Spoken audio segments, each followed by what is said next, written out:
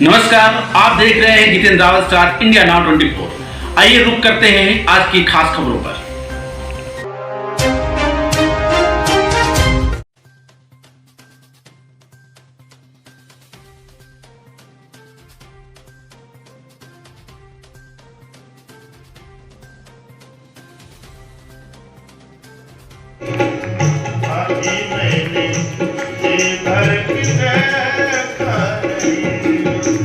इसका उल्लेख किया है। वो केचुल जब सर्प पे रहती है तो किसी की हिम्मत नहीं कि उस केचुल का स्पर्श कर ले। बात वही केचुल में जब अहंकार आ जाता है और वो सर्प से अलग हो जाती है तो समाज का कोई भी मूस, जंगल का कोई भी मूस उसे घसीट करके अपनी शयन कक्ष में ले जा करके और उसे विश्राम करता है हमारी मर्यादा का। आज लक्ष्मण जी ने कहा, मां तुम मेरी मर्यादा रेखा को मत पार करना। लोक में किसी की हिम्मत नहीं है कि इस रेखा को पार कर जाए, इसलिए इसे लक्ष्मण रेखा कहते हैं। वो लक्ष्मण रेखा हमारी मर्यादा की रेखा है। लक्ष्मण जी वहां से गए हैं, उसी समय जोगी का वेश बना करके, संत का वेश बना करके वहां पर दशकंधर आया है, रावण आया है और भिक्षा मांगा है। सीता ने, चूंकि गृहस्थ आश्रम की मर्यादा होती है, कोई भूखा है उसे भोजन देना चाहिए।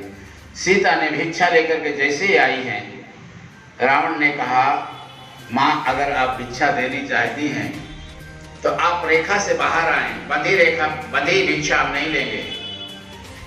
लक्ष्मण रेखा को रावण जैसे पराक्रमी, जो कैलाश को उठा लेने की क्षमता रखता है, पृथ्वी में चलता था तो चलत दशानन डोलत अवनी, इतना पराक्रमी था, वो भी मर्यादा की रेखा को पार करने की हिम्मत नहीं कर रहा। आज की कथा सुनी, हम 8 दिन से राम के चरित्र के बारे में सुन रहे हैं। बीच बीच में हमने कृष्ण के बारे में भी सुना, पर आज की मैं खुद जो फील करती हूँ वो कहने के लिए हूँ कि नर में ना राम बचा, नर में ना कोई राम बचा, ना नारी में कोई सीता है।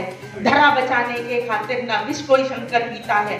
श्री कृष्ण सा धर्म में किसी में ज्ञान बचा है, ना नानक जी सा त्याग किसी में बचा है। दो ही नाम सुंदर हैं, राम, चाहे तो राम कहो चाहे तो कृष्ण कहो। जग में सुंदर ही सिर्फ ये दो नाम हैं। दरबार में पूरा ब्रह्मांड समाया हुआ है, पूरी सृष्टि समाई हुई है। बोलते हैं कि काफी सारी आकाश गंगाओं से निकल करके पता नहीं कौन सी गंगा में हम लोग हैं। हमारी धरती किस गंगा की है हमें नहीं पता, उस आकाश गंगा में हमारी कौन सी है। पर आज हम इधर 2 चरित्रार्थ देख पा रहे हैं, राम और कृष्ण। हम रेनू गुप्ता, ये मिसेज अंजू गुप्ता, आप मीना चड्डा। हम राम जी कथा हो रही है जी, आज 8वां दिन है जी, आप यहाँ आए हो तो सॉरी, भागवत कथा नहीं, राम कथा का। हाँ जी, बताइए। राम कथा हो रही है, क्या क्या चाहोगे इस विषय में? राम कथा ऐसा है, महाराज जी हमारे राम जी के जो दास हैं, एक्चुअली वो महंत जी का नाम ही रामदास जी है, तो हम उन्हें श्रद्धा पूर्वक कह रहे हैं राम जी के दास हैं। राम जी के दास के मुख से जो उच्चारण हो रहे हैं शब्दों के इस राम कथा के अंदर, ये राम कथा 23 तारीख को कृष्ण मंदिर के प्रांगण में आरंभ हुई थी। तो आज उनका 8वां दिन है। आज उन्होंने बोलते बोलते, लीलाओं का वर्णन करते करते जन्म से शुरू किया और उनके जीवन चरित्र पर प्रकाश डालते हुए, उनकी लीलाओं का खास वर्णन करते हुए आज उन्होंने वन के अंदर शबरी जी के आश्रम में उनको विश्राम दिलाया है। कल शबरी जी के आश्रम में से विश्राम लेकर के बाहर निकल कर के वो आगे की क्रिया पूरी करेंगे, आगे का क्रियाकलाप पूरा करेंगे। तो अभी तक जो हमारे महंत जी ने जो कथानक बताए हैं, उनसे रामलीलाओं से जुड़े हुए किस्से बताए हैं, वो इतने प्रत्यक्ष हैं, इतने सजीव हैं कि उन शब्दों को हम यहाँ बैठे बैठे ही अपने कानों में उतार कर, और जो हमारा इधर दरबार सजा हुआ है, उस कानों को और आँखों का संयोग हुआ है। जहाँ ये संयोग हमारे दिल के अंदर हो जाता है, वो खुद ब खुद वो सभी चरित्र हमारे दिल के अंदर उतर जाते हैं, और जो चीज़ दिल में उतर जाती है वो तो हमारे शरीर पर आई जाती है। तो हम ये चाहेंगे, इतनी कृपा चाहेंगे कि जो ये चरित्रों का वर्णन कर रहे हैं, हम भी और अपने बच्चों से भी और समाज के सभी लोगों से और यहाँ मंदिर के आंगन में बैठ कर के जो भक्तजन सुन रहे हैं वो ज़्यादा से ज़्यादा उसको अपने जीवन के अंदर उतार सके। भगवान से यही अपेक्षा है, भगवान से यही प्रार्थना है। जय श्री। मेरा नाम दीप्ति सौदा है, मैं गुड़गांव से ही हूँ। मेरा सबसे ये अनुरोध है कि आप राम कथा में आइए, हमें अपनी संस्कृति के बारे में जानने को मिलता है, रामचरित्र के बारे में जानने को मिलता है और इससे हमारे अपने चरित्र में बढ़ोतरी होती है, तो इसमें हमारा ही फ़ायदा है। इसलिए सभी युवाओं से निवेदन है कि वो सभी आएँ और राम कथा सुने।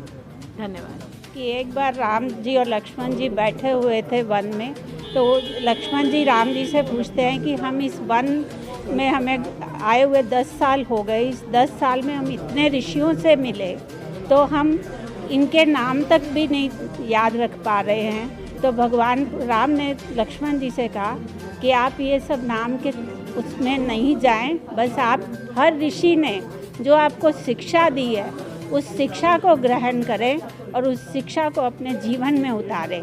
मेरी सबसे यही प्रार्थना है कि महाराज जी जो हमें राम का प्रतिबिंब स्वरूप दिखाई दे रहे हैं, उनके मुख पे जो राम की मंद मुस्कान शालीनता के साथ हमें महसूस होती है, उसी को महसूस करते हुए मैं सभी अपने सुनने वालों से यही कहूँगी कि आप इन चरित्रों को, ऋषियों की जो वाणी है, इसको अपने जीवन में उतारें और अपने समाज को आगे बढ़ाएं।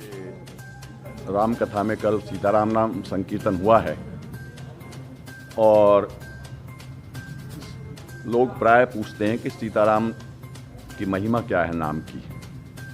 तो रामचरितमानस में ही आया है, समुझत सरिस नाम और नामी, प्रीति परस्पर प्रभु अनुगामी, के नाम के पीछे पीछे नाम ही रहता है। जैसे घर में हम किसी बच्चे को बुलाएं कि भी मुकेश, तो नाम लेंगे तभी तो मुकेश पीछे पीछे आएगा।